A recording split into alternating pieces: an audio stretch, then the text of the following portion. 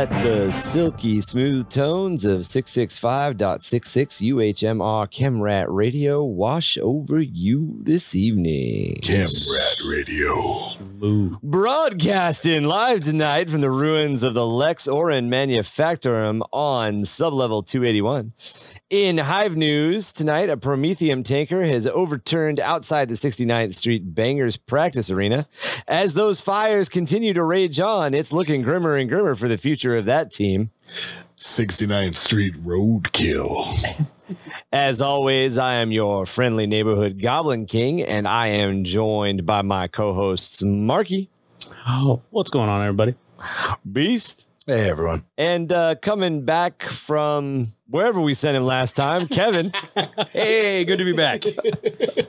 How are those ice? Oh, how are those ice storms? Ice storms. Yeah, the Razor ice storms. How is that outside the walls? I shouldn't have to tell you, they're bad. I mean, Really? Sharp. It's cold. Oh, okay. I'll start with the most obvious. It's cold? It's cold. And they're sharp. It gonna rain. Number two, no, it's not gonna rain. It's gonna stab. Razor's in the name. It's like so. Let me give you an idea. You know what an icicle looks like. Yeah. Now, have you ever seen? Well, I guess nobody's really seen rain. Have you seen acid rain? Yeah. No, We've seen acid rain. There we go. We know get what that looks acid like. rain inside the hive. Yeah. It's like that. But imagine if somebody took the air circulators and made it blow so hard that they were going sideways. Oh, so like when the air circulators icicle-ing failed sideways. on sub-level 15. Yeah. Oh, okay. And it just went into overdrive and just shot all the acid rain into 14. Yeah. Oh, yeah, It's yeah. like That's that, good. But it's That's good. icicles. It's them wet fun. razor blades. Wet. So you got a lot of science done, is what you're saying. No sun. No science. Did you get a lot of science done? Oh, no. Mostly a lot of hiding Oh, okay. and shivering and trying to build a fire, and that didn't work. Sun in the fun in the sun. But no sun. You know, they always say things like global warming, those upper hivers. They're always going on about that, but I don't know. It's pretty cold. man, we outside. fucked this planet up in the opposite direction, didn't we, boys? It's because we go deep. I prefer cold. You know? It's always easy to get warmer when you're cold. It's Yeah. never easy to get colder. You can only when you're get hot. so naked. Just you don't know? tell anybody in the outer skin districts that. They might get a little mad at you. They're always bitching about the air circulators not heating no more thermal power. Whine. Complainers. The whole lot of them. Yeah. Don't they know they can burn books? Yeah. Until they run out of paper. What the hell is a book? I was gonna say. Tome, if you would. Oh, you mean them? Tome. Oh, you mean them picture Yeah. Those big picture thingies. Picture word box. You know the things that our Arbites are always coming around and telling us we're supposed to burn? All right, guys. So today we are going to tackle the subject of garage leagues and gaming clubs, something near and dear to our hearts, being a gaming club that Garage league. specializes in garage leagues. I've been garage hammering my whole life. Right? So we've talked a little bit about the meta, playing in leagues officially, playing at local gaming stores and all that. But this hobby episode, we are going to focus on the other side of that, which is, getting together with some friends, beer hammering it out, playing in a garage, even maybe moving from garage to garage. Oh yeah. Yeah. That's what I remember hanging out with my buddy, and he was like, "Oh yeah, well, I got a game tonight." And I said, "Well, what game?" And this is back when Dungeons and Dragons was very much like a hidden thing, like Before it got cool. Don't talk about like it. You didn't talk about it, And I remember going with him over to his buddy's place, and we go into the garage, and there's like couches, there's TVs, That's the spot, dude. bro. There's a big old like table. Yeah. Oh, yeah. With a hookah on it, and like everybody was Man was caving around it up. was Dude, I around- feel like yeah, I need to step my game up. in this garage. yeah, and like, dude, I always remember that going over there, being like, "What the hell are we doing?" The hell And he is was that? like, "Oh, we're doing D&D tonight," and I was like, "Oh man, what?" Well, okay. And he's like, "Well, you said you were interested." And I was like, "Yeah, I wanted to check it out." Dude, it was the coolest fucking thing, man. Just hanging out like in the garage, like you could smoke and drink, and like that kind of was- almost like that big. I think it was an APOC game that we played. It was like 40k APOC sized with your buddies that came over. We had the garage door open. Yeah, we had like dude. 3 tables. Like it was a pretty cool time. I love that shit, man. Yeah. Like Garage Hammer, like that was the thing. Is like my garage, it was either working on stuff or, you know, when I finally was like out of my own, that was the first thing I did when I got my garage. I was like, cool, my motorcycle workbench goes here, and this is big enough for a table. There's a light over here. This is where we play games. Yeah, I was like gym set. First time I get a garage, boom, gym set. Cool. Don't got to pay a fucking subscription dealio. And I was like, I just hit up the garage, and that lasted about like 2.5 years, and then I was like, it's cold and then in the garage, or it's hot in the garage. It's too cold, or it's and then too we hot. turned your garage into a studio. No, we didn't. No, we turned the underground bunker into a studio. Oh, there's an underground bunker. I lived in a garage for a while. Yeah, dude, fucking I legit do what you lived got, in a man. garage for a while. You know, and it was great. I mean, I loved it. I always thought it was good. I had my motorcycle at the foot of my bed. Yeah, well, I mean, when you have like a converted garage, yeah, hell yeah. You know, but yeah, that's always my fondest like memories looking back at like D&D, and that was always in a buddy's garage. Yeah, we played a lot of D&D in garages. A lot of D&D in garages. Especially when they like put carpet down, like had rugs. Oh yeah. So like converted something not even necessarily converted, but like they just attempted to clean it up to make it cool to hang out. What was the hangout? Yeah, one of the garages in one of the houses that we rented back in college, I think there were like 3 or 4 Oriental carpet. I can still say Oriental carpets, right? That's the only way. I think you Oriental can say rug is still the only. Oriental rug. That's the only thing you can say. So we had like 3 or 4 of those kind of area rugs. Rugs from the Orient. Yeah, from the Orient, all kind of overlapping each other. And it was very much, you know, we weren't living in dorms anymore. We were actually co-renting a house with a bunch of people. So it was totally one of those things where we tossed a couple of rugs on the floor. They all kind of overlapped. We got like a old coffee table we found on the side of the road. We got a couple of Easy Boy chairs that we had found on the side of the road. And we played D&D in there. And then cover on them, called them good. graduated from D&D to Warhammer. Some of my first experiences playing long form games, league style games, was in garages. In fact, the first group that I was with, the Grey Knights that used to operate here in Southern California, everything was done out of a garage. The entire league was organized. Everybody who had access to a garage traded off. So we moved garage to garage to garage when we played the league games. We all bought into it. We all paid in dues. And that was what the pricing came from. That was what the catering came from. Oh, that's pretty cool. Our buddy Shane had a big ass house up in the hills. And when he hosted at his place, he catered in like fucking barbecue. And it was just awesome. You know, you get 10, 11 tables set up outside, a couple in the garage, and then you just move from table to table to table, telling some sort of narrative story as you move through your games. It was a lot of fun. It was a hell of a lot of fun. Yeah, one of the first times that I ever completely played through an entire game of Axis and Allies was we went over at a buddy's house. We opened up the garage. We set up a table, chairs, like comfy chairs, and you know, we had our cooler, we had the TV, and I always remember that because we'd be playing, and when it wasn't your turn, we'd be standing up. We'd walk out the front. You know, we get some, have some sunshine. Like neighbors walking by. Hey, what are you guys doing? Oh, we're playing a big board game. You know, dude, it was the coolest. They're working on stuff. Like that's always my favorite. Like I'll always remember working on, hobby stuff in general, like be working on remote control airplanes or something. And that was always the thing. Like the second I'd come home, go outside, open up the garage, start working on stuff. People come by. Hey, what you doing? This is back, that was back in the time where, you actually knew your neighbors. I was going to say when they see you doing something. Yeah. You see someone stop by, you pull your shotgun out now. You're like, what's up, homeboy? Yeah. They're like, oh, what are you doing? No, I mean, like, I remember. What are you talking about? I see somebody come up to my house now and I'm like, where's your mask? Can I see your vaccine card? Yeah. I remember walking by a dude's house and he had a buttload of train stuff, like his garage was model trains, and I walked up and I was like, excuse me, sorry to bug you, is this all model trains? And he's like, yeah, it's my hobby. And I was like, can I check it out, man? This looks great, and he's like, yeah, and he just wanted to tell me about it. Cool. Like it was just some random dude, like super stoked that you're stoked about it, and so they're super friendly. I think I'm on the other side of that coin, because if I see someone walk up to my garage while like just a random person. I mean, but I also grew up in a different area. Right. Yeah, but you also hate people in general. This is true, too. This is true, too. Different, though. Like, say you were here airbrushing, and one of the neighborhood kids, I tell them, get the fuck out of my garage. No, like a 13-year-old was like, even that. At the end of the driveway, I was like, what are you doing?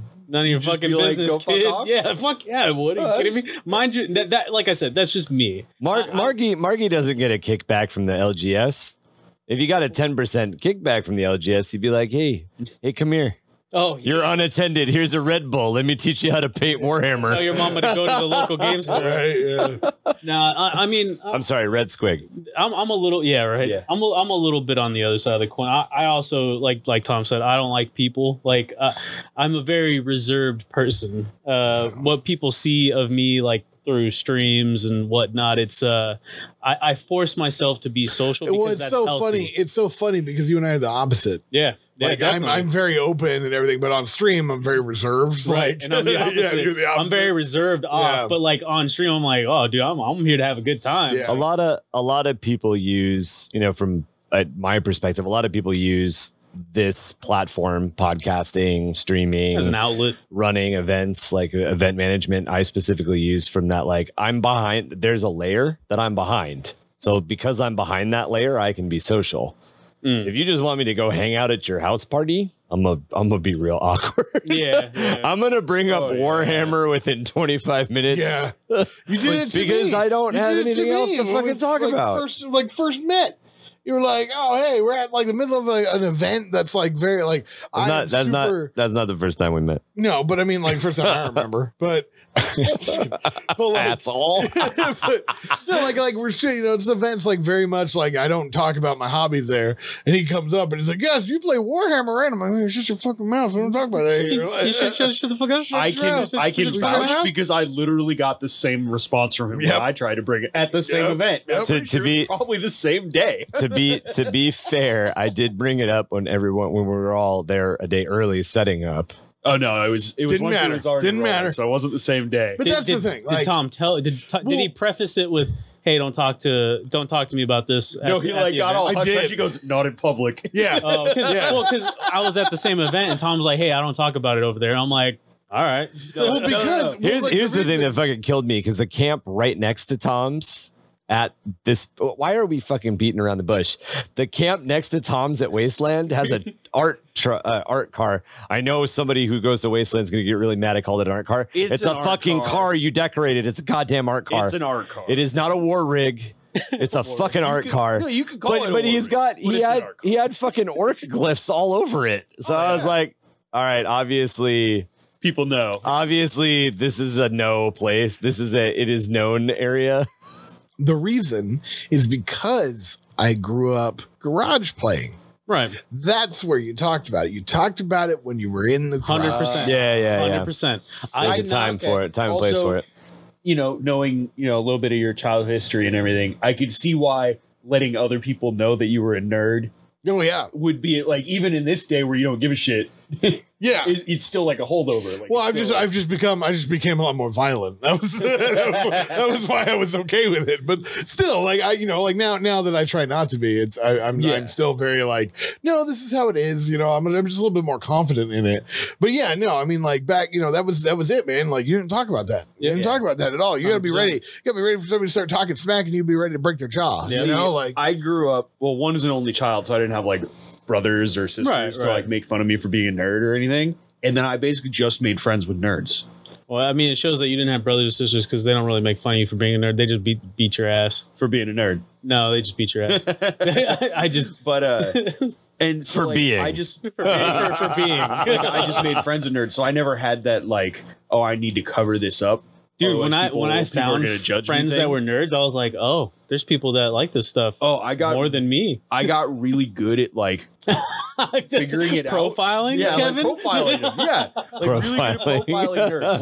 Like first day of school, you fucking look around the class and you're like, all right, that person 0 out of 10 chance to be my friend. That person's a 7 out of 10. That some bitch loves wizards. Well, and then you're like, oh, dude, that dude's got a fucking like external hard drive in his backpack. That's profiling like a motherfucker. But he's like low key, on every other aspect. You're like closet nerd. Yeah, and then after class, you like fucking bump elbows with him on the way out of class. You go, Linux or Windows?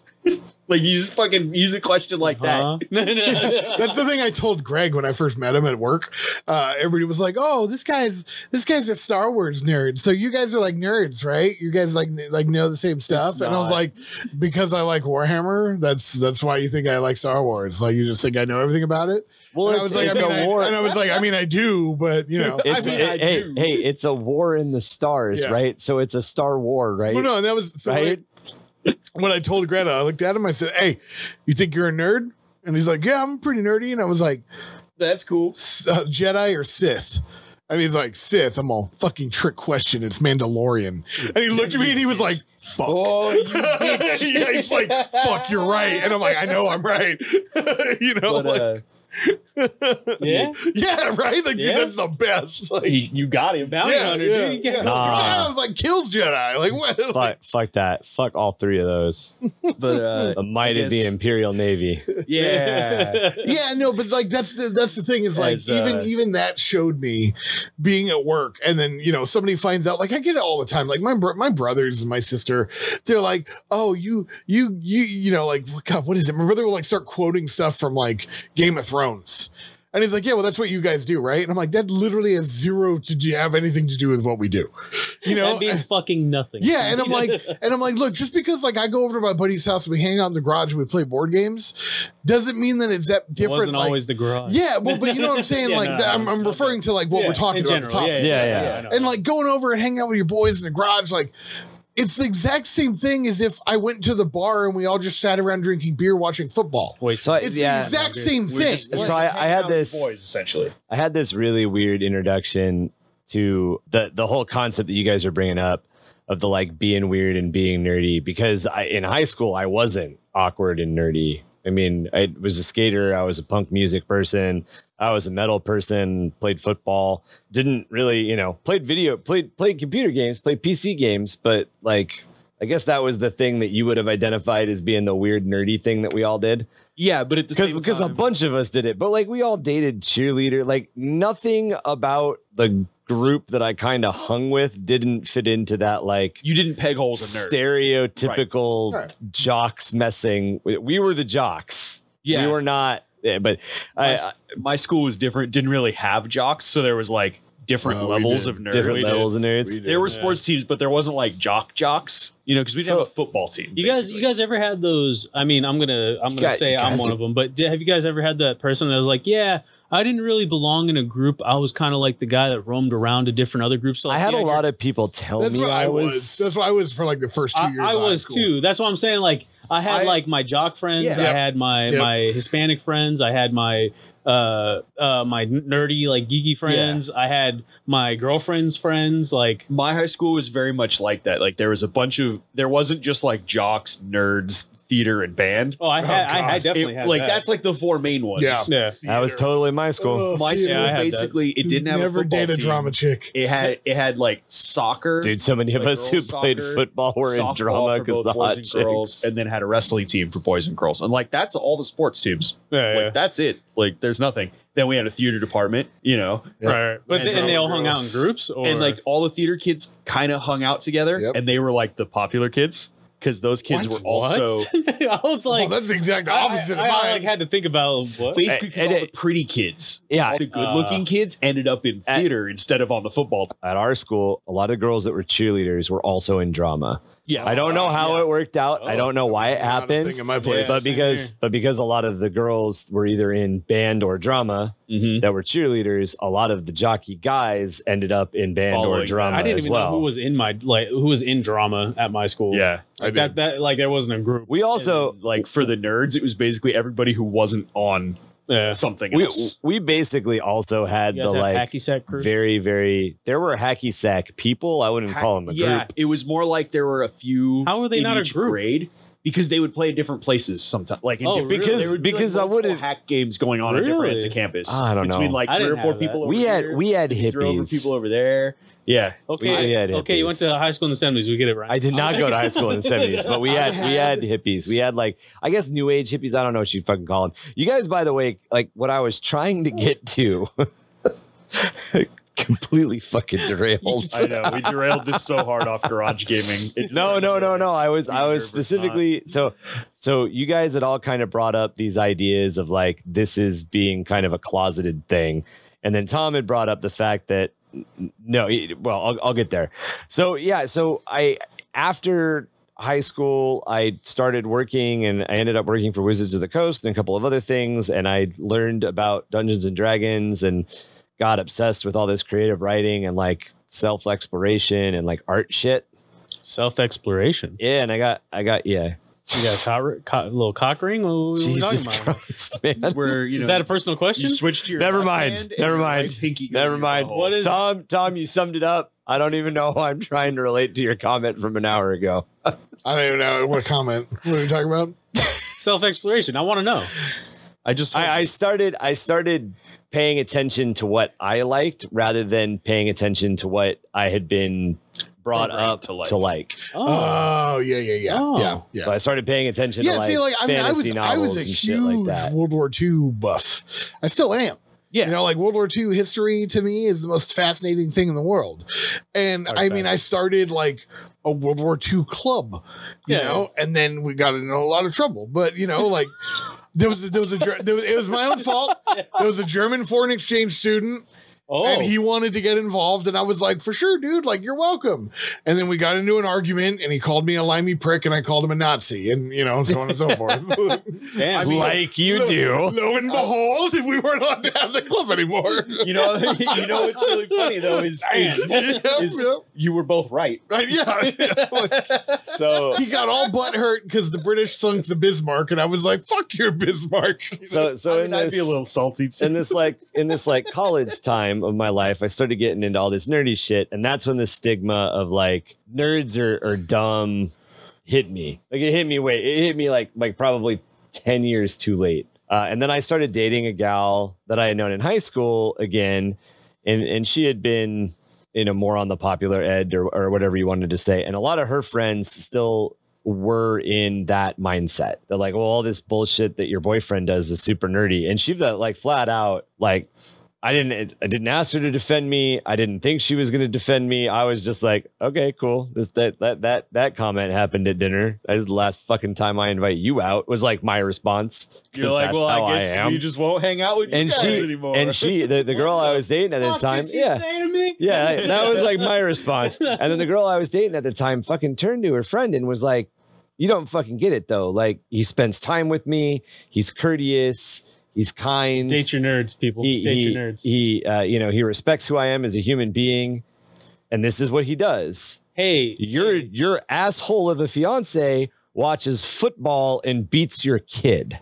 Well, right? I mean, you can watch football and not beat your kid. Yeah, but I see where you're coming from. But watching football is not what you're really measuring there. It's the beating. And that's the point. And that's the point that the gal that I was dating was making. It's not, he treats me right. It's not, I don't care what he does. It's not the hobby that you engage in. It's the type of person you are. Right. Yeah. He's not gonna. And drawing a line and saying that you're a nerd or something is dumb. And she was making that point at this point, like fucking 16 years ago.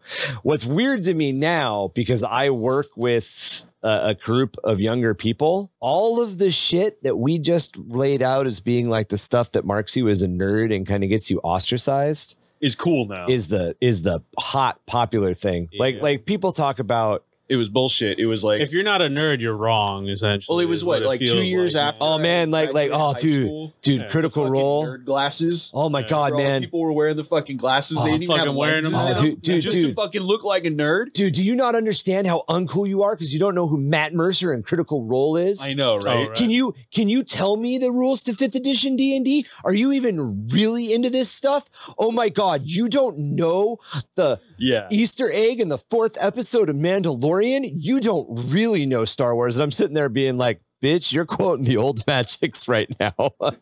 It's true. Like, how many people do you walk up and you're like, hey man, did you watch The Mandalorian? He's like, yeah, I watched this and that. How many people are like, nah, I don't like that stuff? Oh, everybody does. Like Game of Thrones tore that Band-Aid off. Yeah, massively. The Marvel movies did it. For exactly. Marvel, between Marvel movies and Game of Thrones, kind of hitting it from like the sci-fi and the fantasy side. But then Star Wars. Before I redirect us back onto our path, it's interesting you brought that up. The one thing that I do get now consistently is people are like, "Oh, you're into that nerdy Warhammer shit, so you probably know everything about comic books," and I'm like, "Nope." You want to know what I know about comic books? The shit they put in the movies. Yep. If it's not in one of the movies, I don't know about it. Yeah. And they're like, well, why not? And I'm like, because I've dedicated a major portion of my brain to understanding why Horus fell to chaos. I don't give a shit about Wolverine. It kills me when people try to pull that like, oh yeah, well, why you're doing your, my family, dude, always they start referencing like Game of Thrones. And I'm like, I don't care about dragons. None of that matters to me. And they're like, oh, well, you don't think about like hobbits and stuff. I was like, I don't even know what that is. I don't know what a hobbit is. I've never met a hobbit. What the fuck exactly. I'm like, Topher Grace, was that who it was? I don't know. I don't fucking pay attention. Hobbits are cool, man. I like hobbits. People that are trying to hold on to that old age coolness. That's exactly what it is. They're still trying to represent that like, well, I've got a BMX bike and I do this and I do that. But then at the same time, they're buying fucking pop figures and they're getting the stickers and they're quoting fucking Star Wars shit at their no, I mean, I brought it down. I brought it down to this. I remember asking one of my family members, and I was like, what do you do for hobbies? And they're like, well, what do you mean? I'm like, well, what are your hobbies? What do you do for? What do you do for like? How do you unwind your brain? Yeah, like what do you do as a hobby? And they're like, well, what do you mean? I'm like, well, do you like build models? Do you build ships in a bottle? Do you paint? Do you crochet? Garden? Do you sew? Like, what do you do? Garden? What do you do? And they're like, no. And I'm like, so what do you do? I watch TV. Yeah, what do you do as a hobby? And they're like, scroll Facebook. Well, no, and like literally, like my brother's watching television. Well, I go to the bar, and I'm like, that is so sad. Yeah. And like I literally said that, and I literally said that to him, and he got the most angry I've ever seen. You're like, well, you're just a fucking nerd. Yeah, and I was like, and I was like, yeah, and I fucking pity you. You know what I mean? Like, man, how bad is that? You know, like, yeah, it's So to circle back onto our topic, there's definitely a community, and you're identifying that there's a community behind the local gaming group and the local garage league, and it's freaking awesome. Like, when people come together to talk about, there's one thing that I really enjoy, and I think everybody in this group can agree on, is hearing about someone's passion.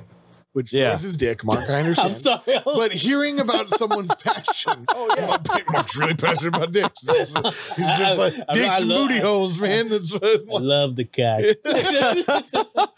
Can't go a full sentence without saying it.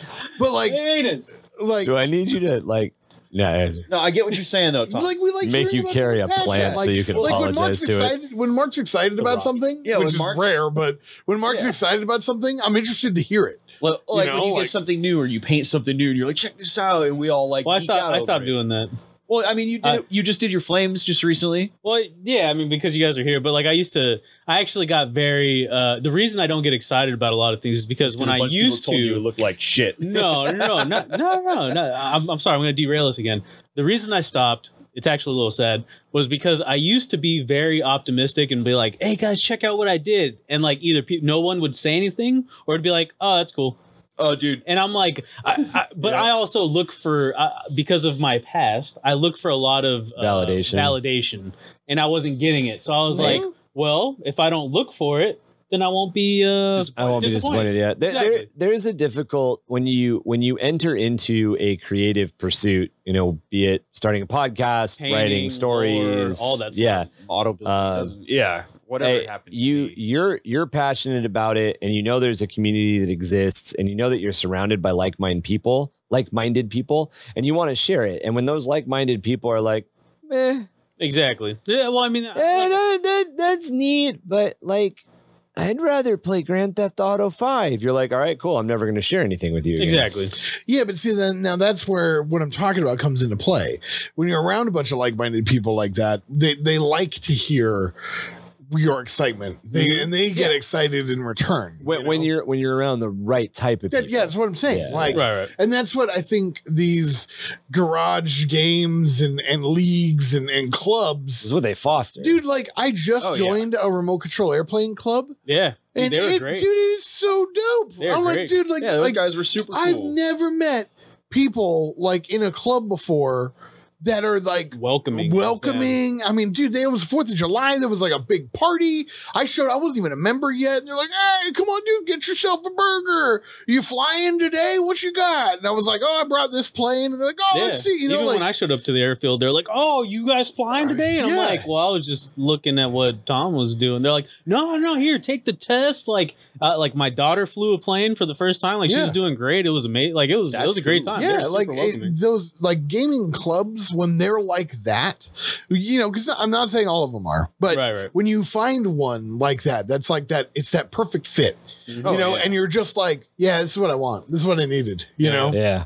So it's hard to find. And it can be really rough to get over that initial shyness, I guess. Is that we'll say shyness. Just the it's that hurdle. It's that I now have to engage socially. So how do you go about starting a garage league? And I imagine, you know, a lot of people who are getting into Warhammer 40k, a lot of people who may be finding Warhammer 40k through us, through lore side, through this hobby side, not necessarily the competitive, the meta side. You know, we get it. Going to the local gaming store, signing up for the league, and immediately jumping in day 2 of your painted Ultramarines or your painted, you know, box style Dark Eldar, or whatever you decided to do.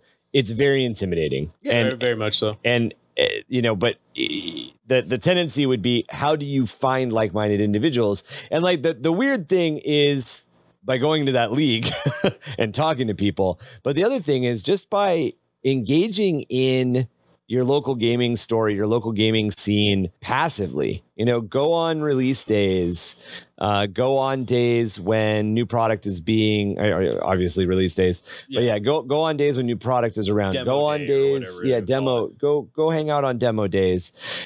Find groups like ours that have growing online communities. Find online communities on forums like Reddit, and just reach out and find out who your local people are, and then just start that conversation of like, hey, you know, like, hey, let's meet at the local gaming store. Let's play a soft game and figure out how it works. That's how I got involved in a garage league.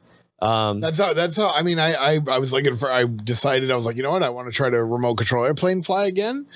Oh, here's this field. I found it online. I messaged one of the guys and said, hey, I'm interested. What do I do? Yeah. And you know, show up. I showed up. There was a couple dudes there. I said, hey, are you a member? They said, yeah. I said, nice to meet you. My name's Tom. I'm looking to get into this. And yeah, I mean, it's not the most comfortable thing in the world to do. No, not for a lot of people. Yeah, for a lot of people. It's a little easier for me just because like I'm okay with it. But you know, I mean, sure, even for me, I wasn't like, oh, I can't wait to go put myself on the spot like that. Right. But I did, and I'm glad I did. You know, because then I met some people that are into the same stuff I am. You know, it's like Ryan was saying, you got to get over that social hurdle. Yeah, and it's not always perfect. Right, it's not always perfect. And it never is. And use the resources that you have to get over that social hurdle, like the public airfields that Tom's bringing up, or the local gaming store. You know, set up a friendly game, ask somebody that you know is into it, or even somebody who works there to show you the ropes. Tomorrow, literally what we're doing tomorrow. Tomorrow, I talked to the owner of the game store, and I just said, hey man, I finished this game I've been working on. I'd like to come down there and see if anybody wants to play. Would you like to come check it out? To the owner. I mean, like, granted, I know the owner, but if I didn't, I would just show up. I'd tell my friends I was going, because that's what I did. I told all you guys, I said, hey, I'm going to be there at 12. And then if anybody shows up, we'll play a game. Yeah. Somebody who I don't even know, I'm going to have it all set up, and I'm just going to be sitting there. And if they come up and say, what's this? I'm going to be like, I'm glad you asked. You know, let me tell you. Yeah, you know, it's just like that garage thing. You have your garage door open. Somebody walks up. That's exactly it. You're sharing the magic. Sharing that nice open door policy, man. Exactly. You know, and yes, Sometimes you keep an open door, you get the occasional skunk. Yeah. But, you know, that's why you get the broom and you shoo them out. Every once in a while, there's going to be a guy or a person who comes into your local gaming group and they're going to do a weird thing. We've had that. Yeah, but so They're just weird. So let's talk a little bit about forming a garage league and forming a local gaming club and how that works. Now we've got kind of a weird situation here. I was getting ready to run a really big event and I reached out to the local wargaming community and said, you know, I haven't had a lot of luck running Warhammer 40k tournaments at past events because I can't directly run them. And I'm the only person that's passionate in this group of event people. I need somebody to help out with this. And it just so happened that the person who responded was Tom. whose last conversation with me specifically about Warhammer had been, we don't talk about this here. It wasn't there. When you asked that, it was not there. So that's where we talk about it. It was online. Yeah. And Tom brought Mark with him, and that was it. We had a short conversation. These guys agreed to run an overnight apocalypse game at the so really this whole thing is thanks to me. You're welcome. You're welcome. At the gaming event that I was going to run. You say all your goddamn faults. No. Yeah. And honestly, then, without Tom, I wouldn't be talking to a lot of people. I mean, pulls you out of your shell. He does. That's good. That's good. It doesn't really. It's not really pulling me out of my shell. It's just I don't go out of my way to talk to other people. Where Tom is like, "Hey, let's go talk to these people," and I'm like, "Okay." Yeah. Yeah. But yeah, you don't put up too much of a fight. So that's kind of a weird way that a gaming club starts, but it is a way that a gaming club starts. We had a shared interest. That's our origin story in a sense, right? Ours, from my opinion, it seemed like it formed pretty organically. Ours? Oh, 100%. 100%. Yeah. So, I mean, everything was in the right place at the right time. Stockpile of stuff, essentially. Yeah. So, terrain and stuff. Yeah. Like so, that. I'll talk about our origin story. You already had the table of gaming. Yeah. You and Tom already knew each other. Yeah. So, when I first started out the hobby, I put a lot into it. As you guys know, I have a lot of shit. Yeah. The reason I put a lot into it is because when I started to ramp up a lot in like 6th edition, I started building terrain. I was dedicating tables. I was buying mats. And what I was doing was I was commuting to my buddies' houses and playing at their houses because I kind of lived far away. Nobody wanted to play at my place. Understandable. So I went out of my way because I was the one that wanted to play. So every Friday night, I'd pack up all my shit, go to somebody's house, and play a game. And I did, and Kevin does that now. Speaking of that, Kevin, there's some people that are further up north, I think over by you, that we eventually need to play a game with. Yeah, we've had a local gaming group in Long Beach reach out to us. That's just and they would like us. They would like us to come out and play with them. Yeah, they actually hit me up the other day saying if I was going to come tomorrow. Yeah, yeah. But this is besides the point. But that is good to know, and good. I'm glad to hear that there are some Stick locals. that under my hat. Yeah, stick that feather in my hat and come see y'all eventually. A couple of those individuals are in our Discord. Thank you very much, gents. Yeah. But yeah, so how it organically kind of started was those guys that I would play with every Friday eventually wanted to play at the game store. And I was like, cool, I can play at the game store. I wasn't very social. I was like, I know these guys. I like them. I like playing with them. I kept playing with them. Never played at my game store. I went to the game store because I was like, fuck it, we'll do it. And my buddy was like, hey, have you met Tom? And I was like, no, I haven't. And Tom was playing Flames of War with our other friend. Oh yeah, that's right. Yeah, that's how we originally met. Yeah, and one of 3 times I ever played my Flames of War. Yeah, right? And a week later, my buddy was like, "Hey, hit Tom up. He likes playing every Friday." Because I think I hit my buddy up and I was like, "Hey, you want to play Friday?" You're like, "I can't." Maybe Tom will play with you. He's kind of around your area. Yeah, I lived relatively close. Oh, okay. Yeah, so closer than anybody else. Yeah. So I hit Tom up. I think I'm the closest now to my place, and we played. And we played for about a year and a half. About 2 years. About 2 years. Well, before Kevin showed up. Oh yeah, about a year and a half. It was about a year and a half, and then Kevin showed up because we had a little dealio at a barbecue or whatever it was. That it was through our Wasteland people, right? people that I knew that knew I liked Warhammer somehow learned that Tom liked Warhammer and told me. Yeah. So that's when I started talking to Tom, and that's when I found out you and then some of the other guys. And then we invited you over. You started a little 500 point like escalation kind of army, and kind of kept moving I up. basically played a solo escalation league, Right? Yeah. And then we had we had maybe 3-4 people come into our little tribe. In and out, yeah, here and there. and it was super convenient because I lived down the from street. where we are now. I lived legitimately. I mean, I think a lot of I this, literally didn't know you played, by the way. The whole reason I asked you about it was because I can't remember his fucking name. he's referring to me, ladies and gentlemen. But I'm pointing at Tom. Was because of the fucking the orc truck was parked in your camp. I was there logistically for a different reason. You saw the orc truck, and I asked him, I'm like, hey, and like literally, I was like, hey, do you or anybody in your group play Warhammer 40k?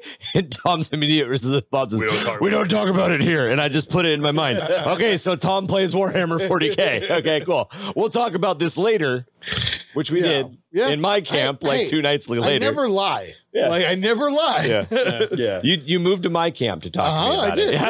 it. Where nobody I knew was. Well, Max was there. Well, but yeah, but I mean, nobody I knew who didn't know the secret. who didn't know the secret. Yeah. But no, I mean, like I think like as far as like starting a group like that, you start with who you know. Right. You know, Yeah, like, start slowly. Yeah, real slow, man. It takes forever. Some people don't have that luxury. Sometimes you don't have people or friends that like that like the game or into it or. And that's kind of what took me so long. Right. Like until I met you guys, I didn't really play tabletop at all. I played a bunch of Dawn of War and I played, other games and stuff. Dabbled in the lore. And that's what's really nice I did a bunch of now. dabble in the lore. That's what's really nice now. I mean, we have several people in our Discord who are playing Warhammer against each other. They live in different states. You know, like, Tabletop tabletop. simulator. It's a and- blessing. Yeah. It is. yeah, it's very easy now to get that type of garage club, gaming club, even when you don't live near each other. For those people that don't, for the people who are literally by themselves, there's communities out there. I mean, we're trying really hard to bring that. Like I wish I was better at faster at using TTS, but same. but I mean, like that's I'm sure we do it a little bit more. Yeah, Exactly. It's muscle memory. Well, and that's what it. You get your little garage league.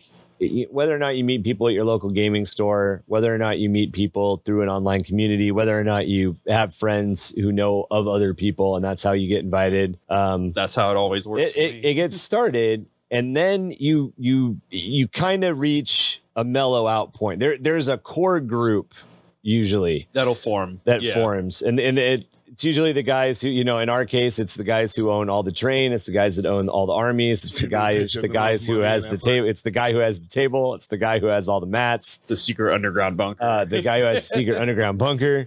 And that becomes kind of your core. And then you start looking at bringing other people in. And just like a D&D game, especially Warhammer 40k, you got to kind of come up with some rules. And I think I'm a little got to vet people in. Yeah, you kind of got to vet people in. I've always gone with, and I actually got this from the Grey Knights back when I was part of the Grey Knights, and I took it into my D&D game. By the way, the group was called the Grey Knights. Not everybody was a Grey Knight. It was just the group's narrative name. Like our narrative, our gaming club's name is Gymdark Gaming. They were that the Grey Knights. Narrative. Yeah, it was the Grey Knights. But anyway, I've always taken the sponsorship role. You got a friend, you trust them personally, you think that they're a good mesh, you bring them in, you introduce them. Sometimes it works, sometimes it doesn't. Just to share a sometimes it doesn't story. We used this in D&D when I was in college, and I met this dude through one of my art classes and brought him in. And about 3 or 4 games into it, everybody was like, I don't like all right, we got to have a conversation about this guy. And I'm like, thank fuck it wasn't me that brought it up. But he definitely kind of creeped everybody out. We had 2 female players at the time. Oh yeah. And I don't think it was specifically that he was attempting to creep them out, but I think they were a little more receptive to the creepy Unabomber vibes that were coming off this guy. Yeah. But we all kind of felt it. And that happens. And you have to have, one, you have to communicate to the new person that you're bringing in, to the person that you're vetting into the group, that there is a vetting process, that there is a sponsorship process. And then you have to be willing to communicate within the group about how comfortable you are with somebody. And then you have to be willing to have It's a little bit easier in 40K than it is D&D. That conversation. D&D is a recurring story. Yeah, 40K, you're yeah, like, hey, yeah. man, you want to come by Friday and play a game with my guys? Yeah, okay. Hey, man, you want to come next week and play a game with the guys? Yeah, sure. And then the next week, you're like, You just don't call them? I'm not going to call them up. Yeah, or when I they used to be very diplomatic when it came to things like that. Yeah. Now I'm not. Now I'm like, you cross me once. you gotta and that's what I had learned through the D&D process was like, hey dude, like we told you the rules starting out, you know, it's the end of your process, you know, it's the end of your vetting process or whatever. Now we have to have a conversation about it. But Tom and I organize mentally the same way. A lot of times we both kind of have a tendency to return to a motorcycle club style organization for some fucking reason. Because it works. It does. When you actually stick to how, structure works. But when you try to be too democratic is when it fails. Yep. But yeah, and never be afraid to use those easy, safe public locations. Local gaming store is a great place. If you've met somebody online, you know they're in your local area, they seem pretty dope, and you play a game with them and they seem pretty dope, make that 3 games with them before you invite them to your garage. Yeah, definitely. Like I hopped a few garage different kind of gaming type, different gaming groups in general, between my friends and then friends of friends. And it's always like it's kind of funny because it's like the groups vet people, but also you have to vet the group. Like, yeah. If you're on the other side of that equation too. And it took me a while to find like a group that I really liked. And one would play 40K. Normally it was we end up playing other games or board games pen and board, whatever it happens to be. Like there's I played the one like Diplomacy or Stratego or whatever it was with the one guys like once or twice. Right. I played Dungeons and Dragons with a group of people, but I didn't I didn't super like the way that they played because a lot of them would just drink a bunch of beers and then go murder all the townspeople. Oh. It was that kind of D&D, and that's not how I want to play. So I didn't play D&D with them anymore. And I mean, eventually you get over that, and then they started playing with stories and stuff. And then every now and then I'll go back and play one with them, and it's fun. It depends. It depends on how you're using it too. Some people use these groups and games as like their social outlet. Mm-hmm. And some people use them as the game, and some people use them as a happy medium. Right. Some people make a podcast. Well, and that's what I'm saying is like you gotta vet the group that plays your speed and style. And I mean, go ahead. No, go ahead, Mark. I was gonna say that's kind of why we all kind of meshed in. Yeah. If that's what you were gonna say right now. No. Okay. Well, then I will continue. Yep. Yeah. Our group plays, I don't want to say 100% narratively, but we all play more narratively. We're looking to have fun by it being epic, by it being awesome. Like, oh man, I'm about to drop like an ass load of dice. Billy's gonna charge out across the table by himself and punch this thing in the face. Exactly. Like, it's a terrible tactical decision, but he's gonna do it anyways, and it's gonna be awesome. And it's gonna be cool.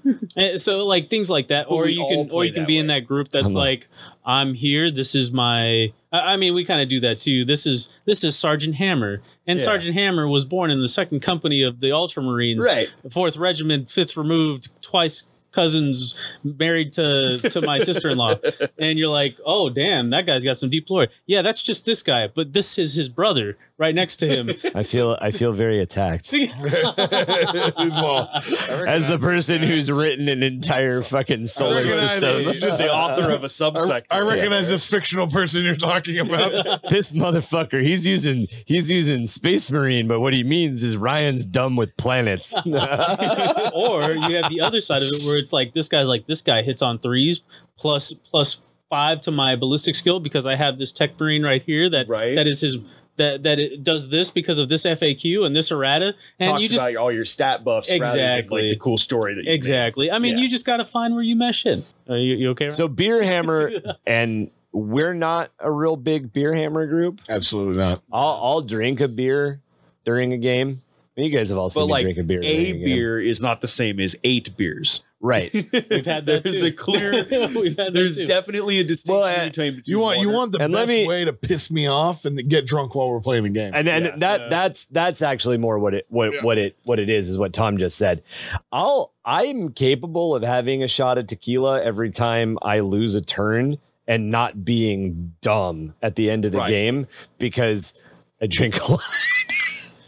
I drink a lot of hard liquor sometimes because I travel to China, and you drink a lot of hard liquor in China as a business thing. Yeah, but resistance up. Like in general, I'm not going to get, it's knowing my own mental limit and knowing that the group that I'm in is not like that. Right. And knowing that I have to drive home and realizing that I'm a responsible human being and I am not going to the bar to get wasted. If you're going to come to the Garage League to get wasted, you got to go to the Beer Hammer League. Either go to the Beer Hammer League or open up to somebody in that group that's really supportive and talk about what's going on. Because usually you don't just go somewhere to get hammered unless you need to talk about something. Right, trying to escape kind of thing. And that's kind of like what I was saying. Like I used to play D&D, and there were some guys that they would drink way too many beers, and then it would just turn into drunk people stabbing villagers. Like that's not the game that I was there to play. I'm going to charge this guy. He's fine. Exactly. I'm going to move 12 inches. He moved 6. Well, fine, whatever, man. Fucking 6 inches. Fine. Yeah.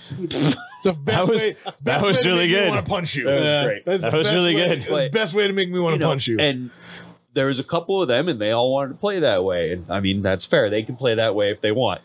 Just I'm not going to play with them. Yeah. What I would say about starting a garage or a game league now in 2000, whatever the fuck it is, 2021, 21? 21, Is it 21 or 22? Who cares? Mark doesn't want to date us. Is it 2020? Okay. It's 2020. It's 2021. This podcast will survive forever. Wait, wouldn't it be? It is 2030. So it's 21.m2. I was going to say it's 21.m2. It's 021.m2. Yeah, because we're on Holy Terra, so we're the closest degree of fucking nerds. Okay, I'm sorry.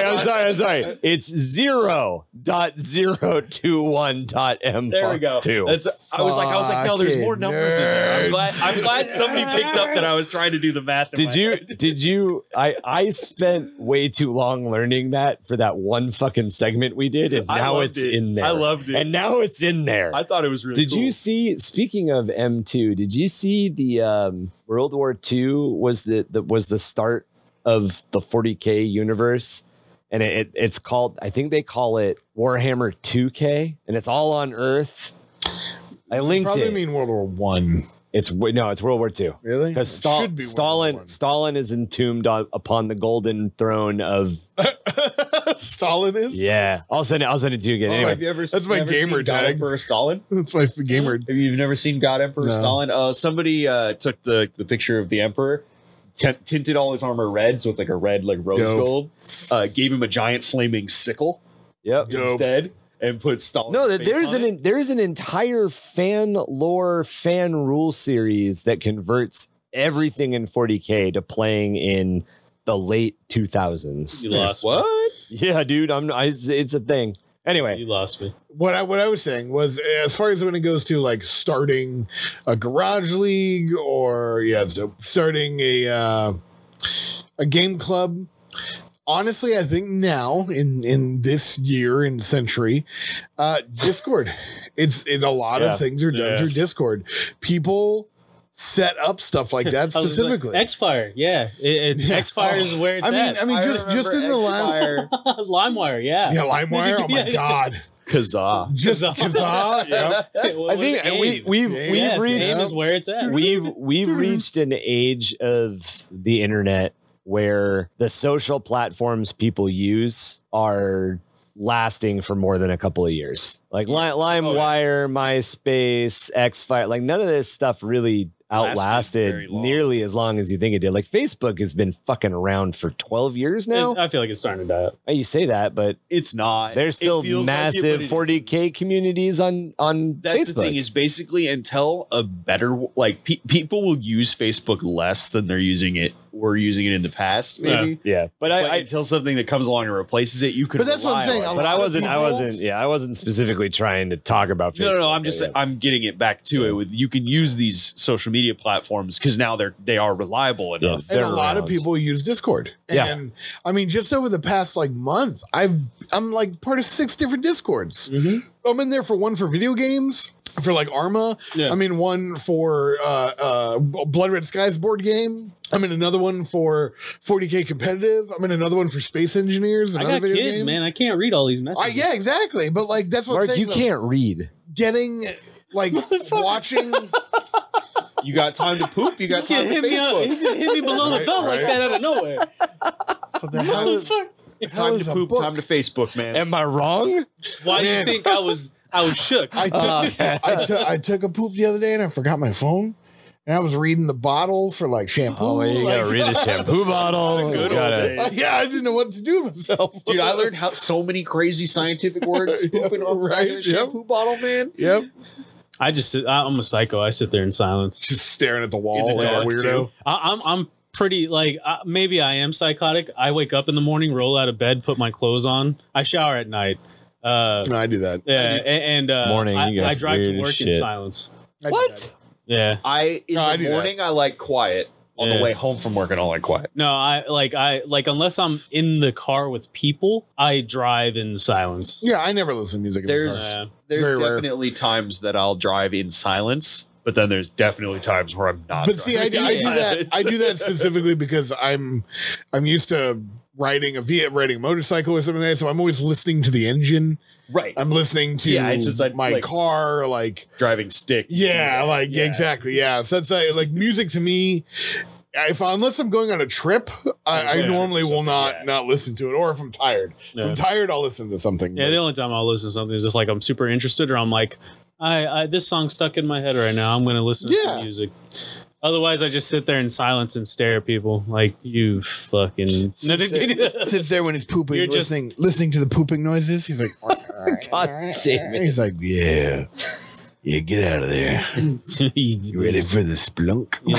There it is. Oh, a little disrespect. So to wrap back to our topic. So scatterbrained today. So garage leagues. You got a garage league. You got a gaming group. All right, so you got I'm sorry, you got a gaming group. You put it all together, and now it's time to start a garage league. Pretty easy. Look at the way that leagues work as they exist at local gaming store. Look up how a league works online, or fucking make one up. Yeah, I'm telling you, Ryan said it the very best. I think on like our first or second podcast. Sometimes it's really nice to tell a cooperative story. Yeah. Like ever since he said that, I'm like, that's 40K to me. Oh yeah, 100%. Just tell a cooperative story. What do you guys want to do? You got this, you got that. You want to fight each other? Cool. Let's tell a story together. Yeah, yeah. Start off doing that. And the first garage league that I played in, one of the first garage leagues that I played in, again with these guys, my old narrative group. I had my Catachans. They all dead now? No, none of them. You said that a little hesitantly. None of them listen to the podcast though, so they're dead to me. Actually, I think Shane does listen. Hi, Shane. Anyway, hi, old friend. Hi, new friend. He's our friend. He's your new friend. My old friend. He's my new friend. I don't like. But anyway, it was a competitive narrative story. So there was a competitive element, but there was a narrative story. And then decide the fun things that you want to do. If you want to judge who has the best painted army or the best painted figure, you want to judge whose lore is coolest or whatever, then do it. Make sure everybody knows the rules. Make sure that everybody is okay with it. Obviously you don't want to gatekeep too much, but have fun with it. Also, the other big thing with a narrative, or not with a narrative group, but with a garage league group, don't stress the stuff that you hear stressed a lot in specifically the meta of 9th edition. A garage league is not a garage league is not going to care if your army is fully painted. A garage league is not going to care if your army is fully based. I know you say don't date us, but I'm pretty sure if it's a rule now, it's going to be a rule moving forward. Nah, bullshit. It's going to if you're in my garage league, I'm going to have a problem if you ain't got shit painted. Yeah. You're a goddamn liar, Tom. You shame everybody. That's why he'll shame you. No, I'm saying he'll shame you. I'm saying I'm going to have a problem if you ain't got your shit painted. I was like, people show up and they're like, hey guys, I started last week. Tom's like, why isn't your shit painted? Why that shit great? Fuck. Yeah, Tom will give you give you shit, but Tom won't tell you can't play. Absolutely. No, not at all. Yeah, I will absolutely give you shit. Oh, yeah. Tom won't penalize you by 10 points because your entire army isn't painted. Penal? Yes. Oh, God, you said a P word in front of me. Not penile. I'm sorry? You penile. But yeah, have fun with it. As Tom was saying, cooperative story. Sit down, figure out what planet, come up with a planet that you guys want to play with. There's some really good old resources, campaign maps and stuff that were in some of the old White Dwarfs that you can find now online. People have scanned them in. And you can actually do that. You got a map of a sector, map of a city, map of a planet, and it's all split out into little hexes. You can literally say, all right, this is the hex we're battling in today. Whoever wins it takes it. And whoever loses, is pushed back. And then you can figure out, what's the fate of the planet. I think there's one in the Jericho Reach. The planet's called Atonement that you can find. It's a little hex. We're going to do this, and the first one to die loses. Yep. Just see whether or not the planet falls to the Tyranids, or does the planet, does the planet continue to be held by the Space Marines? And don't get caught up on, does it make sense that the Death Watch is fighting the Death Watch? Or are you kidding me? Yeah. You can totally get caught up on that. Yeah, Kevin and I, like every week we played each other. We were like, all right, what's the story today? Don't get me wrong. Come up with the reason why it's happening. Oh, don't make it not the reason you play. Gotcha. Oh, we can't come up with a story. I guess we can't play today. Yeah. I don't know. I kind of feel like that. I'm like, sorry, Kev, if you don't come up with a story, or if we don't come up with a story, I can't play you. I just can't. Well, and that's when I'm like, I was gonna say bullshit. You play on here's the bullshit. You play on a group on YouTube that don't come up with stories for jack shit. Well, this is my narrative group. If I'm gonna play my narrative group, we're gonna come up with a fucking narrative. This is why I do this. And you'll generally find, I feel, in my experience with Warhammer 40k, you generally find a group where everybody kind of plays something different. There's generally always an Imperial Guard guy. Unless your sister's a battle, I don't need a narrative to fucking kill you if your sister's a battle. Sorry. I hate them so much. There's generally an Imperial Guard guy. Oh yeah, always. There's always just somebody who's only played guard and only will play guard. There's usually a Space Marine dude. Yeah, is that me? Who plays more chapters of Space Marines. and there's usually basic bitch as fuck over here. There's usually a weird Xenos guy, which I feel is me more than Tom. But yeah, Tom doesn't have the Xeno player vibe. Right. He isn't like, oh yeah, fuck the Emperor. Yeah, he's just like, I think Tau are cool. I like their battle doctrine. Well, yeah, exactly. I was like, I like the Tau got me, which is different. Well, yeah, which also is very much which like is different than tattooing your body with Heretic and a Chaos Star. If you look at Tau lore, it's not even like, oh fuck the Emperor, any of this shit. And that's what I'm about. I'm like, that's cool. I don't really give a shit about what you do. Like the Tau literally don't give a shit. Yeah, I'm gonna shoot you if you don't join me. You know what the Tau got? Guns. You know what I like? Guns. You know and then you better like me. You know what I like more than guns? Big giant fuck off robots that punch you in the mouth. Like Imperial Knights. Imperial Knights. So gotcha. Like done. My 40k experience isn't so much about killing you, it's about being awesome. And if I'm being awesome while exploding, great. Totally fine. Sorry, I can't hear you guys over how awesome I am right now. Yep. You're gonna find a wealth of players that play different stuff, and if you don't, we hope you do. And if you don't, just come up with reason. Marky, you played a game recently that was Iron Fists versus Death Watch. Did you worry about why they were there, or did you just play? I'm sorry. It was last Friday. What was last Friday? Your league game. Imperial Fist. What did I say? Iron Fist. Yeah. There is no Iron Fist. No, there's Iron Hands. Iron Hands. There's Iron Hands, Iron Warrior. I'm sure there's an Iron Fist I always get Imperial Fists, Iron Hands, and Iron Warriors fucking mixed up. Did I play a game I don't remember? No. Yes. But anyway, I show up. Imperial Iron Fisted Warrior. I show up at the game store. I show up at the game store, and Marky's at the game store playing his league game, and half the table is Death Watch painted in there, beautiful black and silver. And the other half of the table is Imperial Fist. Imperial Fists painted in there, beautiful yellow. Very, very beautiful armies. Both of you guys had incredibly well painted armies, and you guys, they were just playing. And like, that's a different case because that was a league game. Creeping around, looking at boxes of models he shouldn't be buying because he has plenty to work on already. And I'm like, hey Ryan, what the fuck you doing here? And he's just like, Mark's like, get the fuck out of the Age of Sigmar section. Yeah. And Ryan turned around. Sorry. Like, who got me? Like runs off. I wasn't doing nothing. I promise. Gets fucking spotted. Fucking cackled and ran away. Yeah, it disappeared into the darkness. There's like, Marky, you don't understand. Goblin Grain says get more plastic men. More gubbins. Collect more unpainted Go plastic. home and paint your shit. Yeah. Ryan's like, what? I wasn't gonna buy anything else. I was just looking at him. I was just looking at him. These aren't 5 or 6 knights that I'm hiding behind my back and acting like I'm not taking to the counter. Yeah, I actually didn't buy anything that day. I know. I probably shamed you out of it. No, I was there to see whether or not the orc stuff was out yet. But anyway, oh no, I got wind that there was a black fortress. Blackstone Fortress. Blackstone Fortress. But by the time I got there, it wasn't there. You want that for the models, right?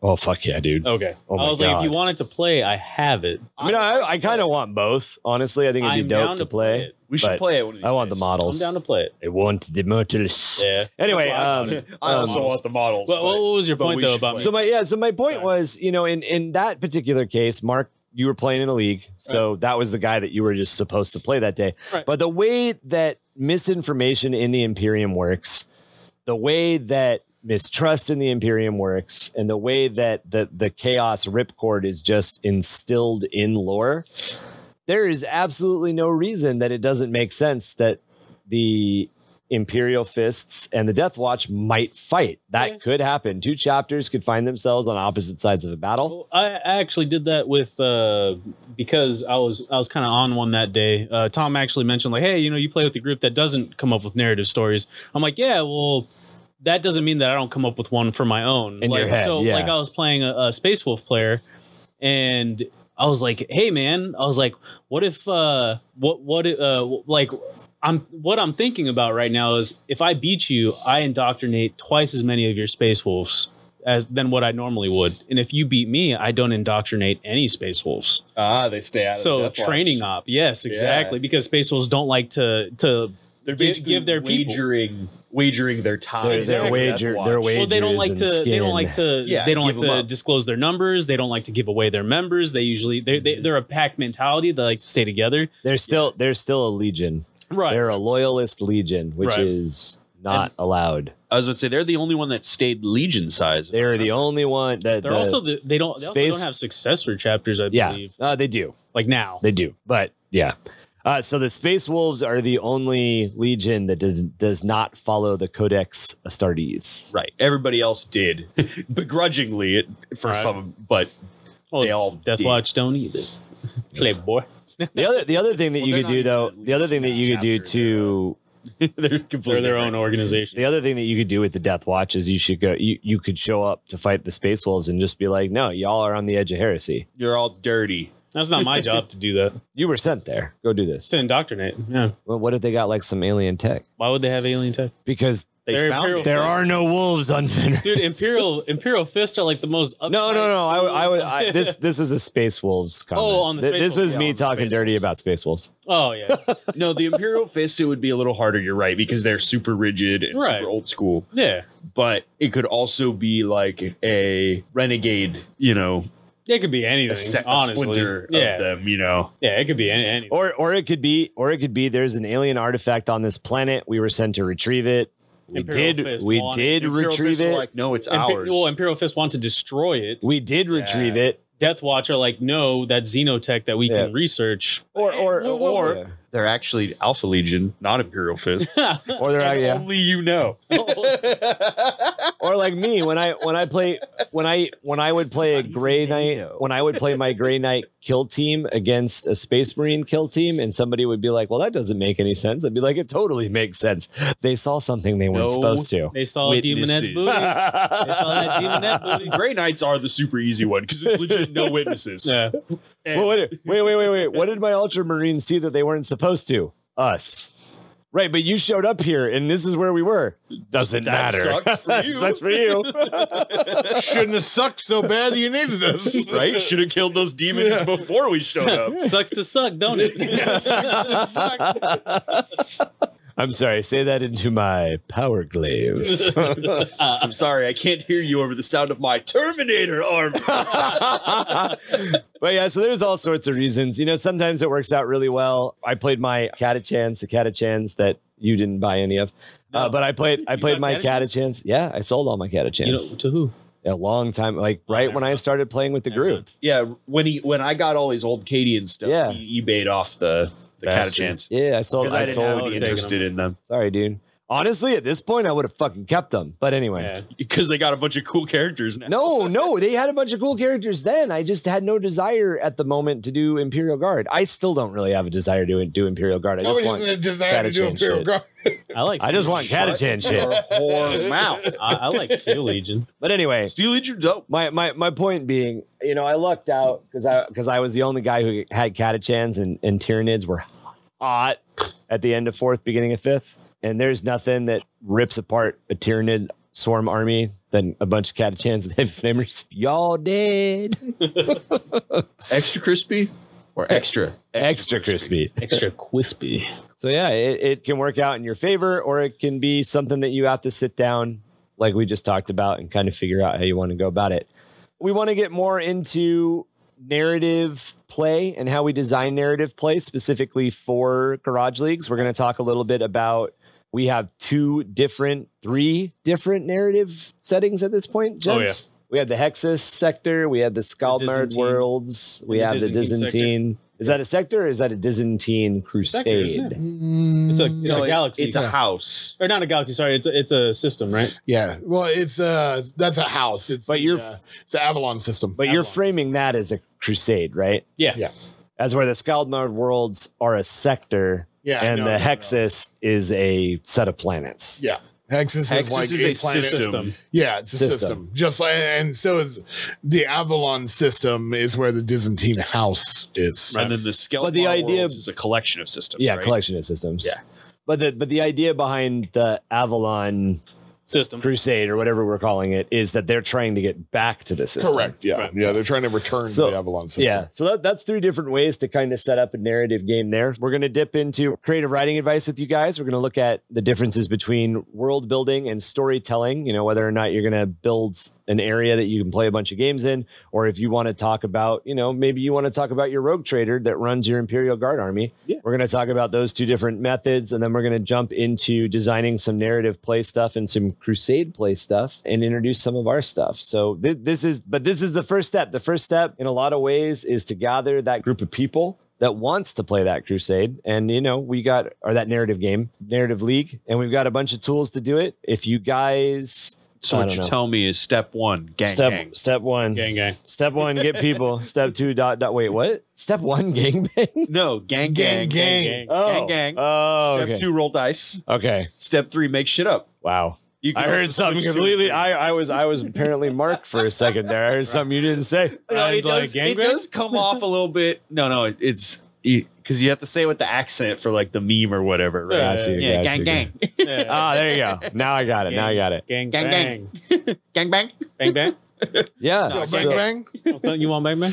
So do you have stories about your own garage leagues or setting up your own local gaming group? Are you interested in being part of our growing gaming group online community, which you can find at Discord? And I'm telling you, that is the new hotness. You should join our Discord. Easiest way to get in contact with us at all times. Every day. It grows every day. As Tom mentioned earlier too, there's people there playing some tabletop simulator. So you can get in these games without leaving the comfort of your own home. Also, if you're enjoying a lot of the little Innsmouth Hive lore that we sprinkle into the beginning and the end of each of our episodes, definitely want to check out that Discord, because that's where we talk about and plan a lot of that stuff. You want to email us any questions, just get in contact with us via email, or have stories that you want to share with us. You can reach us at underthehiveofmadness@gmail.com or gymdarkgaming@gmail.com. If you like the podcast and want to help us out, please give us a like and a follow. Give us a follow on Spotify and a like on Apple Podcasts or wherever else you find podcasts. Those likes, those reviews, those follows, they all help us stick out in the algorithm, which helps more people hear about our great community and our great content. I think it's amazing anyway. If you like what we're doing, you can help support us directly through Patreon, which you can find at patreon.com/underthehiveofmadness. Over on Patreon, we run polls. We also do Ask Us Anythings, not Ask Us Anywheres. I guess we could do Ask Me Anything Anywhere. I'm on an airplane. It'd be like, what do you think about swallows? I'd be like, what the fuck? I was like, African or European? It's a Red Spice commercial? Red Spice? Unladen. Laden or unladen. We also have some exclusive art. You guys can kind of get a little bit of a foresight on what we're going to do, some of the merch that we're planning, some of the logos that we're developing. Start dropping that stuff on Patreon coming up, as well as we're working on some PDF rule sets, which will make their way onto Patreon at some point. But yeah, you join us on Patreon. You can join our growing ranks of the Four-Armed Rats. Looking for us around the social media wilderness, you can find our link tree, which is linktree/underthehive. As always, all of the spellings and all of the direct links to all of the stuff I mentioned is down there in the show notes. We can't ever seem to stay still for too long here in the Underhive. It's like all of these good broadcasting spots are on some Arbites map. Or maybe our signals just attract all these strangling water scratches. Remember, don't hoard all of your paper. They're not rations. Feed a couple of them to the Four-Armed Emperor to keep them fat and happy, or they might just chew on your toes. Yummy.